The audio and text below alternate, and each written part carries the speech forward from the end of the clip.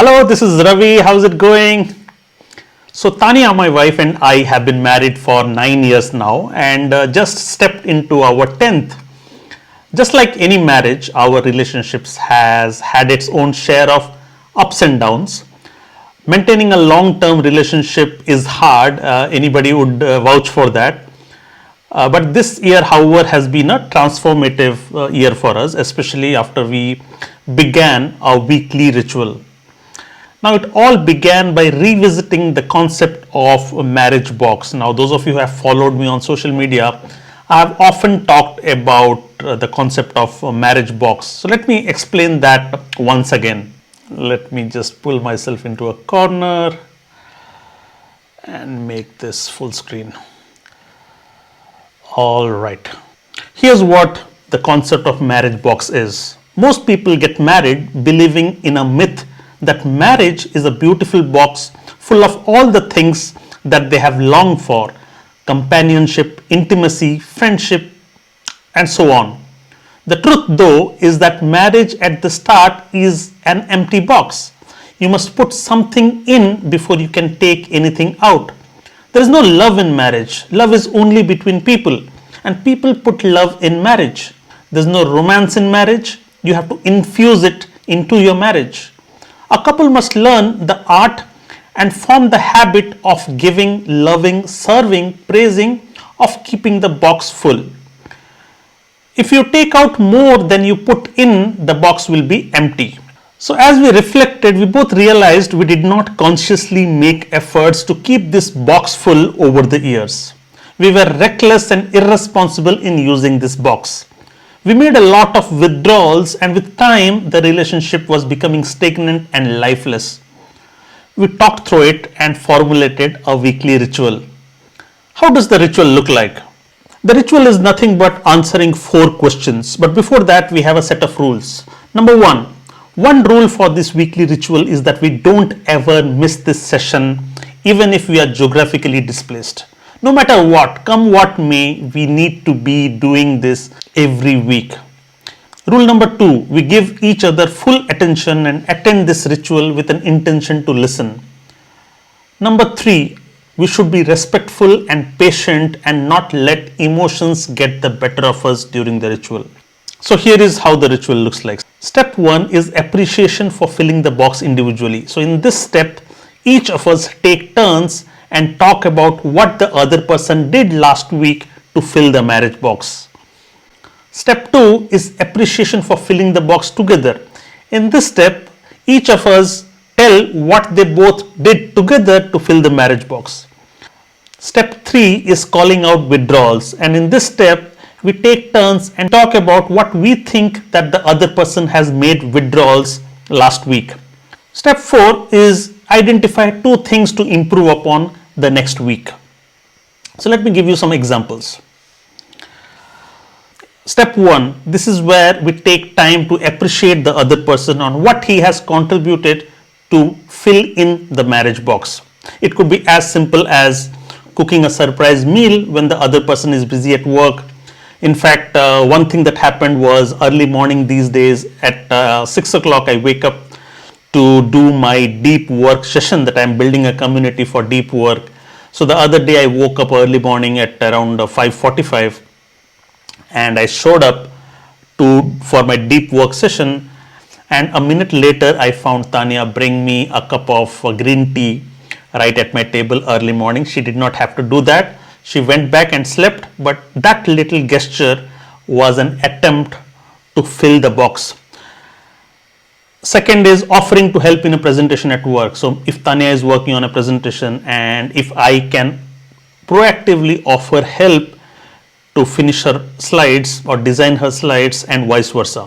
So these are little gestures that we do to fill the box individually, and then the other person acknowledges it if we have demonstrated such filling in gestures. Step 2, fill the box together. What could be the examples? Examples could be that, okay, we both committed to go for a walk for 30 minutes every day. So this is an act of filling in the box that you do it together.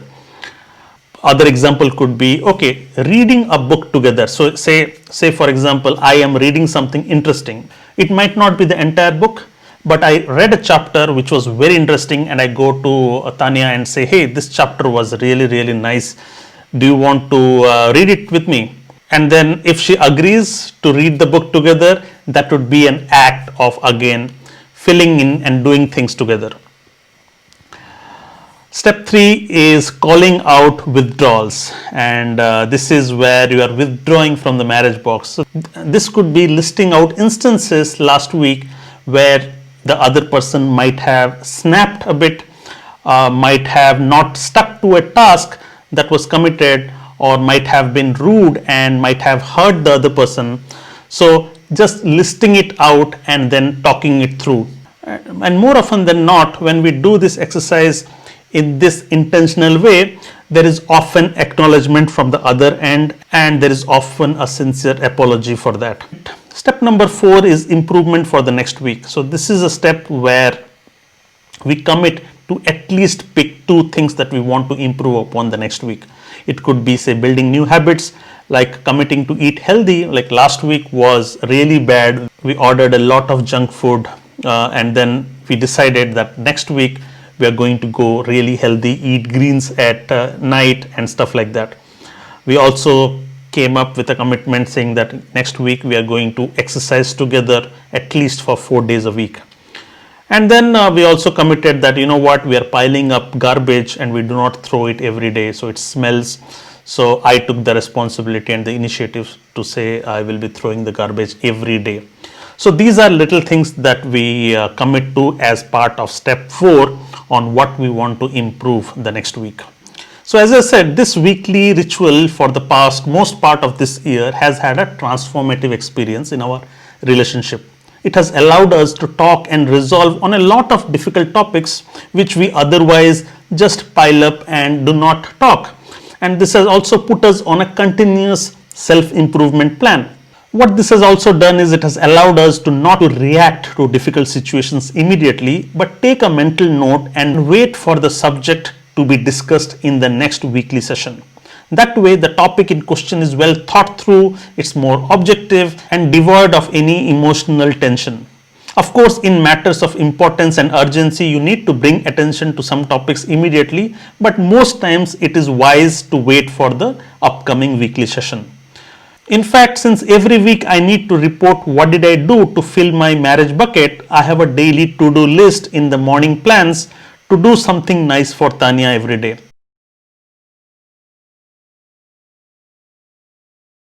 So I have to force myself to think of creative ways to do something nice for her. What I learned the hard way from Stephen Covey, the author of 7 Habits of Effective People, was that love is not an emotion, it is an action verb. Just thinking you love somebody is convenient and easy. However, it is the hard work that you put through actions that counts as love. This weekly marriage box ritual helps us to take conscious actions for building love in a marriage. The most important thing this ritual has taught me is that it is the small little things that matter every day.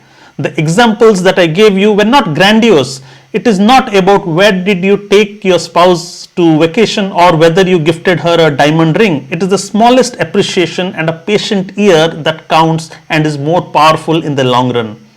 Also, most times we live by default and act only when things go wrong. Through this ritual, you take a proactive role in improving relationships than wait for things to go wrong and then act. So do let me know what you thought of this ritual, and let me know if you are willing to take this up as well in your marital relationships. And if you like this episode, do share it with your friends. See you then. Bye-bye.